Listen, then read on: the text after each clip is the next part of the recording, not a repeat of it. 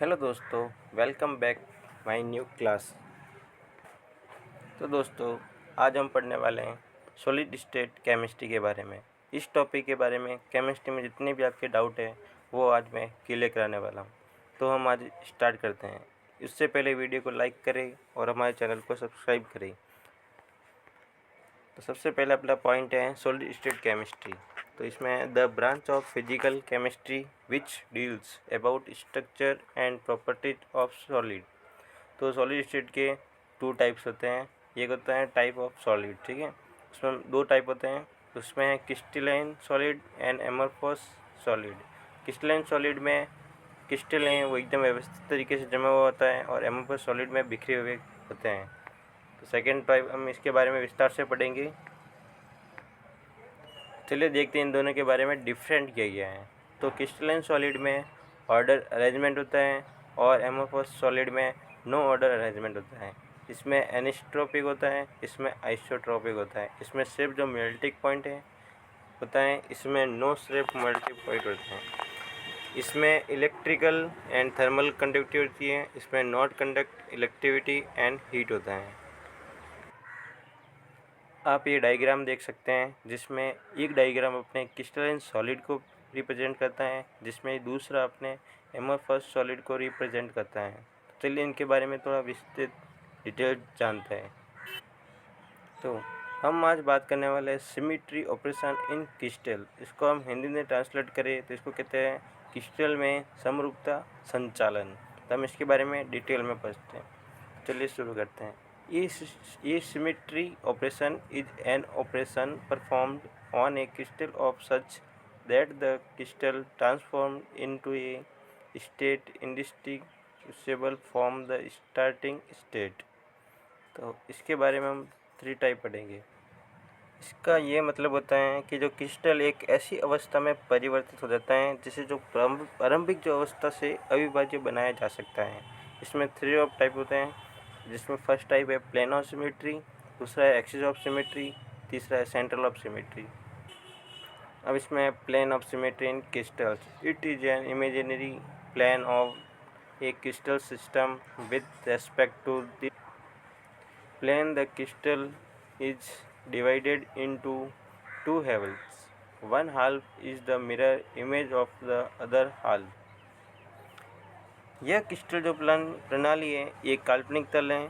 इस तल के जो सापेक्ष क्रिस्टल को दो हिस्सों में विभाजित किया जा रहा है। एक हिस्सा दूसरे हिस्से का दर्पण प्रतिबिंब होता है। इसमें टू टाइप्स होते हैं, जिसमें एक रेक्टेंगुलर प्लेन ऑफ सिमेट्री और दूसरा है डायगोनल प्लेन ऑफ सिमेट्री। इसमें रेक्टेंगुलर का मतलब होता है आयताकार समरूपता तल और दूसरा डायगोनल का मतलब होता है विकर्ण तल।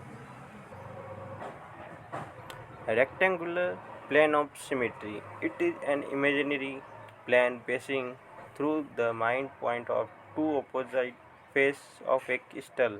With respect to the plane, the crystal is divided into two halves. One half is the mirror image of।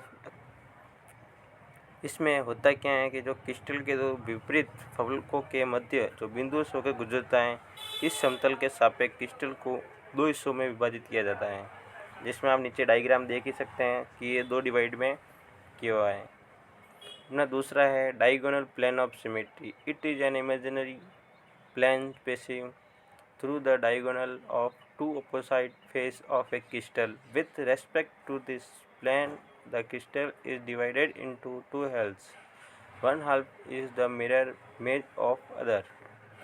तो इसमें बताया गया है कि जो क्रिस्टल के जो दो विपरीत फलकों के विकर्ण से होकर जो गुजरता है, इस तल के सापेक्ष क्रिस्टल को दो हिस्सों में विभाजित किया जाता है।